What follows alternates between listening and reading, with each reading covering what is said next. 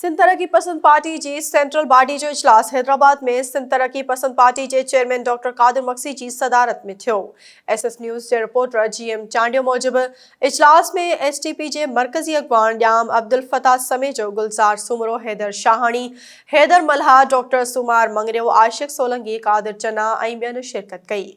इजलास के खिताब कंदे सिंध तरक्की पसंद पार्टी के चेयरमैन डॉक्टर कादिर मक्सी चयो त हिन वक्त मुल्क मुआइशी ऐं सियासी बहराननि मां गुज़री रहियो आहे, जंहिंजा ज़िम्मेवार माज़ी ऐं हाल जा हुक्मरान आहिनि।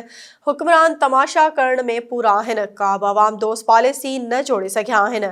डॉक्टर कादिर मक्सी वधीक चयो त हिन माइशी सूरतहाल में हुक्मराननि जा साॻिया शाहाणा ख़र्च जारी आहिनि। समूरो वज़न अवाम मथां महांगाई जी सूरत में विधो वियो आहे।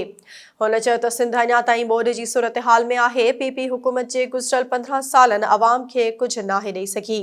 सिंध जे अंदरि बुख बदहाली, लुटमार ऐं माइशी बहराननि जी ज़िम्मेवार पीपल्स पार्टी आहे। डॉक्टर कादिर मक्सी चयो त 24 फरवरी 2023 ते योम मादर वतन जो हैदराबाद में तारीख़ी जलसो थींदो, जंहिं में ज़िंदगी जे मुख़्तलिफ़ शोबनि में कारकर्दगी रखंदड़नि खे एवार्ड ॾिना वेंदा।